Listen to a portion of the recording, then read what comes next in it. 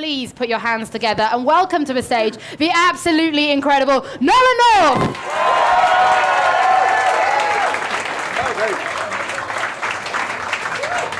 You need this. Hello, hello. There you are. Hi there. All right, let's get started. We've got quite a lot of questions. I'll try and get through as many as possible. So Adam would like to know, why are you so perfect? That's a real question. This is really how it's going to go this evening. So. Oh well, because you don't know the real me.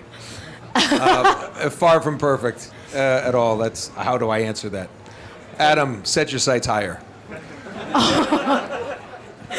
Okay, Andrew would like to know, the mocap in Uncharted is incredible. Where as an actor did you begin, and how did you end up getting involved in motion capture performance? He also says, thank you and keep up the great work. Well, thank you. Motion capture became kind of a big thing. My first game was with Sony. It was called NBA The Life. And if you remember the movie Jerry Maguire, I played kind of a sports agent. And you take a character from his college graduation and the goal was to get a basketball shoe deal like Michael Jordan would get. And in between the gameplay of playing basketball, you'd meet me and I'd be like, come on kid, we're gonna do this and this and this. And it didn't do well since nobody here knows what it was, but it was ahead of its time. It's also the only thing I've ever bet on and won because so many actors at the time said, you don't want to do video games. There were no voices really in video games. The actors' unions didn't cover it. It was one of those things where you wanted to do cartoons, you wanted to do animation because it had residual income and nobody really wanted to do that. Then they thought I was crazy to drive all the way to San Diego to put on this ridiculous suit and run around for not much money. But you were talking to the guys who created it, they kept saying, this is going to be big. So I tried to do it as much as I could. So by the time it evolved and Uncharted came along, and all the agencies started getting flooded with inquiries like, do you have any clients who do motion capture? And that's how I got my meeting, and years of, oh, crap, started from then on. Daniel would like to know, what was your reaction when you were cast as Nathan Drake? I'd love to tell you, it was like, yes, here it is a break. Had no idea it was a game. The truth, the first audition, it was like, oh, this is kind of cool. They're going to do the motion capture. I've done that before. That game obviously wasn't a huge hit.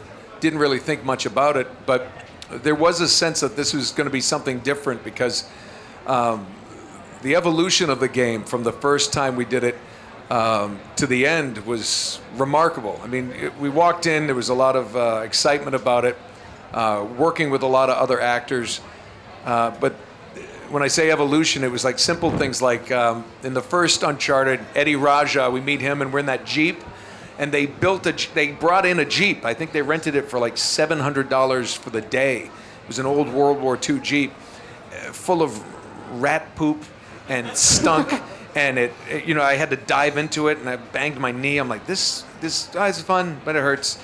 And Uncharted 2 comes along, same Jeep. But now it's boxes and crates and a PVC kind of steering wheel because they realize we don't need a real Jeep. We don't have to spend that kind of money to build that Jeep. And so now we'll build it out of these blocks and it'll look like a Jeep and you can jump in and drive it. Uncharted 3. Okay, we need 2 chairs and we need just something to hold. We'll digitally build a Jeep around you. Christos would like to know, have you developed any habits or any part of Nathan's personality in any way? So are you merging and becoming one? I've killed dozens of people. You can hang off cliffs for hours without your arms getting tired. No, I think actually the great thing about this game is it allowed me to put my personality into Nathan Drake, and I think as he's actually evolved, I would say he's actually become more like me, older. What? I've aged. No, we don't need to talk about that. It's fine. No, you don't. We're all going through it. It's fine. Cara would like to know, what do you do beforehand to get into the role of Nathan? Is it very much that... Yeah, no. None of the stereotypes? Oh, no. There's, I know, so many people want to hear that. Back to center, find your zero. Here we go. None of that. Usually, I've always preferred to work much more. I could give you all kinds of these words, like it's more organic to do this and that, and it's much more rewarding to me to be able to just. I usually am not paying attention. I'm usually telling a joke, and we're talking about something. They need me over here, and we'll just go, okay, and the scene starts, and we'll just start going. It just, when we're doing this, it's such a collaborative thing, and all the other actors are getting it, and we've rehearsed it. We're ready to go, and it's professional. But I'd be lying if I didn't tell you it was just a ton of fun. I mean, we really we've worked together for almost 10 years now. And to be able to walk into that room, and the guys running cameras, the guys running the equipment, to the guys putting on the suits, and the biggest difference now with Uncharted 4 is it's going to be full facial capture. So they put this incredibly tight helmet on my enormous head, and like bolt it down, and that's actually the funniest thing now is they will have to take it off every now and then because the top of my head will start to tingle. I go, I'm going to have a stroke, so they unbolt it. It's like you actually hear the and but there's no real process. There's none of that inside the actor's studio thing. It's usually joking around, keeping it light, and not over rehearsing. I wouldn't say that because even if sometimes the happy little accident happens where you say something wrong, but that sounded more like what it might be more organic. There's the actor word. Right, we've got a buzzword. Okay, Sebastian would like to know, what's the funniest scene you've had to do during your work on the Uncharted series? The funniest scene? We could say funniest moment apart from your stroke hat. Oh, that's horrible. So many things have happened because of what we've had going. It comes from the other actors when we're talking to each other. We're working on something, and somebody said they quizzed me. They said, "Well, let's see if you know some of these things." And there's one where Sullivan. You'll remember the quote when he said, "I'm sweating like a hooker in church," right? And I thought it was that, and that was the end of the scene. It was supposed to, I'm supposed to just kind of go, and instead I just kind of looked at him, and it was just one of these moments. I went, "You took a hooker to church?" And it wasn't part of it, but it just little things like that happened all the time. And sometimes other people would say that to me, and that was just one of the things that, there's so many moments. I mean, we're talking to 10 years, and each game was 2 years in development, sometimes more, and then with a little time in between. So, before, while they're ramping up to the next one. But when we started, it would usually take about 2 years before the game was actually, shipped and sent out. So there's so many. I don't know where to pick. I know those, but most of the times it's cut-ups in between the scenes that happen that will get everybody laughing. And then when you do the scene, there's that energy. I mean, some of the stuff that Graham McTavish said as Cutter was hysterical. And he would just, here he's a big, we called him the pedantic thug because he would just correct your English, he'd correct the way you spoke, and Sully would say something stupid, and he'd be like, "No, that's not the way it's pronounced." No, I think he correct him on Shakespeare at one point, and it was just anybody. What was it? Macduff, you idiot. Lay on Macduff. He's like, "Lead on, Macduff. Lay on." It's kind of an Alan Rickman. Lay on. Oh, okay. Put that one away. Cool. Kieran would like to know, how do you feel about the character and who he's become? Because he said it's been 10 years now, and Nathan Drake's gone through a lot. Oh, I think it's been great. I think it's great that a game and a developer allowed the character to age and grow and mature with all of us. It's kind of, that never happened. I mean, it was always like, that's the character and he's going to go kick ass again. Let's do it. Bang, bang. this one has gone from he's a single rogue, and then he meets this girl, and then the second one they've been together, but he's Chloe's fun, and then but it's her, it's Elena, I pick her, and miss this ass, and it walks away, and then they're married, but there's been strains, and it's very human. And if you think about the things that make him such an interesting hero, it's that he's very much like all of us. He's a guy who he never sought these experiences. He never sought to be a hero. He always wants to get out. Let's just get it and get out, and just he never starts the fight. It's always like, hey, we just, and I know there's people out there, oh, he's killed thousands of people. It's like, well, it's still a game, so let's calm down. But and the other thing is, in some of the gameplay, I was telling some people today about how he talks to himself. The little things when he's running. He's, what was the one in Uncharted 2? The popcorn machine. Just running to, hey, and these little things that we all kind of do.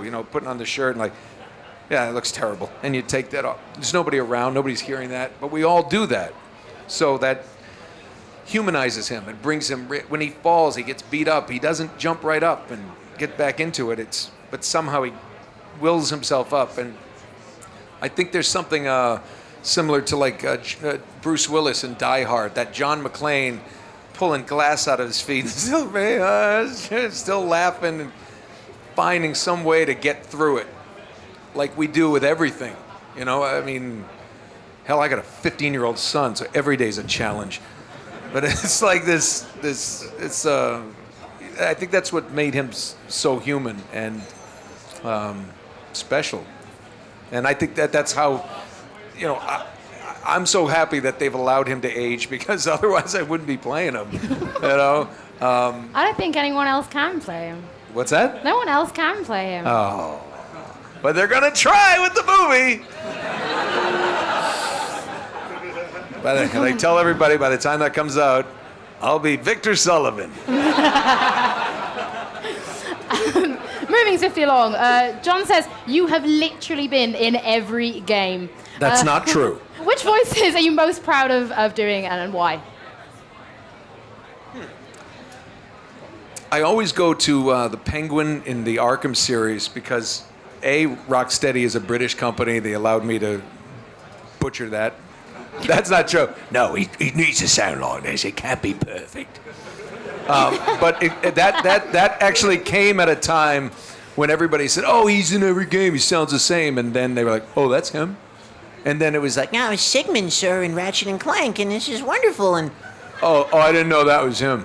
And it's like, and then yeah, space, going to space core, and then I didn't know that was him. It's like, yeah. So and then I got to say a nod to Naughty Dog to do a huge departure for that company to do David in Last of Us. Freaked people out. People literally were kind of weirded out by that. And I totally, because I completely justify him, I think he was perfectly sane. Your opinions mean nothing. He was sane, he was fine, he was saving his people. And he had to eat people. Yeah, well, there's nothing else out there. And they said, well, what about the deer? Scarce. One or two. Danny says, which has been the most compelling or most satisfying scene you have worked on? How many retakes does it do to get the sequence right? Any retakes or satisfying scene? Well, I only do one take. There's no retakes necessary. We get it in one and this we is move on. perfection. I'm Alec Baldwin and I do everything right. No, let me think.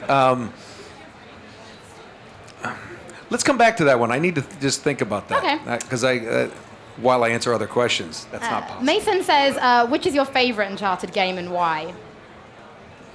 The next one. No. But I can't tell you why. I think 2 was so well received and so interesting to do. And I think to play, it's my favorite. But the best experience that I had, I think, was 3, because every time we did it, we all got to know each other better. And 3 had more cast of characters. There was more Sullivan, and Richard McGonagle is just the sweetest guy you'd ever could meet. And he's in there, and there were some really nice scenes with him, like when he, a real father figure type, when he's questioning Nate. There was some. I thought Graham McTavish, who's a brilliant actor, playing Cutter instead of he played Lazarevich in 2, and then went and played Cutter in 3, and that was such an interesting dynamic. And Chloe was back, and it was kind of the getting the gang. It was kind of an Ocean's 11 kind of getting the gang back together thing. And I thought the villain in 3, she was wonderful, but to have her, she was so good. And we were talking earlier about Saeed Badrea, who was the pirate captain, and his audition was so silly because everybody came in, I'm this guy, and Drake, you're gonna do, and what is it? And he comes in like this. Hey, Nathan, you remember me? And we're like, what the hell is this guy doing? We're like, I don't know, but give him the role because he was so interesting. And he turned out he just made it his own, riding horses and seeing that horse sequence. I mean, we were literally on something like this, just kind of going. And we couldn't do this, like we're riding, because they would mess up the animators. So we had to just sit there like this and pretend we were moving. And it just looked so weird. So, but the horses and all those things, I mean, shooting that one was, at so many people, there's so many parts. There were so many parts that at one point, and then the young Drake came in. He was a young kid. He was great. And I don't know if a lot of people know this, but the part where he has the gun on that agent and he walks up, just close your eyes. That was me. And yeah, that was me. I just walked, close your eyes, boy. And then there's the gunshot, and I fall, and Sullivan walks over.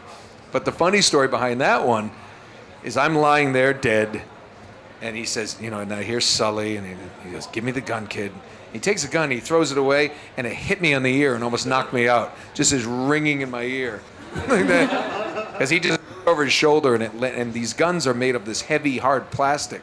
So they have the same kind of weight as a real gun. Almost knocked me out. I haven't been the same since. That was not a sequence, going back to the last question, I was going to say, that I wanted to do one? again and again. Do you know what was an interesting sequence actually in 3 that I could tell you that we kept going back? It was so many different parts. Was where Cutter actually was Marlowe throws the match down and just walks away like he's going to burn or jump, and he jumps and breaks his leg. Which I thought, well, then why didn't you jump in the first place? I'm a broken leg. You're not going to die. Take the broken leg. But that took a while because, before the part had fallen, we had jumped, and there were so many people that we did the sequence where myself and Chloe and Sully jump, and we're, come on, and then he gets caught.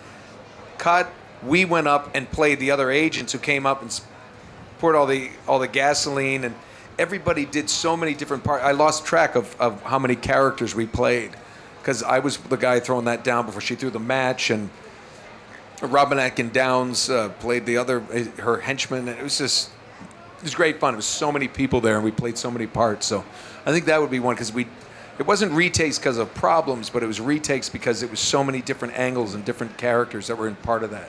So. What's it like at the end then? Do you have that final scene when it's like, that's it? It's like, the game is wrapped. Like, we're done. Is there ever that moment of like, okay, guys, I guess we'll see you for the next time? 3 times, yeah. 4 if you consider the Vita game. But that wasn't the same team, so it's a little different. But yeah, the last time when it's wrapped, the last mocap scene, it's like, okay, but we kind of know we're going to go in and do actual studio work where you sit down and you do some of the ADR. A lot of people don't know this, I'll tell you. So we do some of the additional dialogue after. So once it's rendered and once we're seeing it, I'll watch gameplay. They tape gameplay, and I literally will sit there with my coffee and watch, and it's just...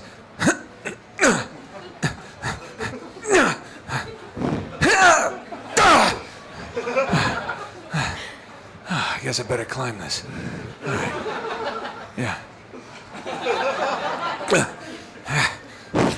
Sully! Sully, damn it. And it's literally nothing scripted. They'll just have me chase the picture and watch it. And they'll pick and choose what they want to use.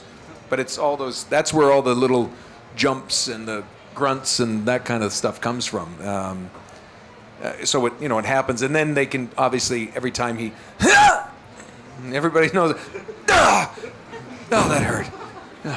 And you're literally just sitting there doing it. And sometimes they'll put. A matter of fact, in the first game, we actually had to put these velvet blankets that they found in the back of the studio because the noise was reflecting, and we had to put these it was cold, so we had jackets on and these things. And then we had to have the microphone is actually Velcro to the top of the hat, now the helmet. So that's where the mic sits. So in order to get the same sound in the studio, they would put the little same mic up here. And when but they had to put that on another hat. So we had these hats turned backward with a mic and jackets. And this big velvet, it looked like something that was found in an old 20s theater. And there's 3 of us sharing it across. And somebody took a picture, and it looks like 3 people in an insane asylum. And you're and all kind of huddled up doing this stuff. And it was Sully and Emily Rose and I, Richard and I. And sometimes they would do that where then we can actually do these scenes when 3 of us are together and it's interaction. And that's where some of the great little quips and little ad-libs come from, not necessarily from on the day when we actually shoot it. It's those other things where we just add stuff that everybody likes.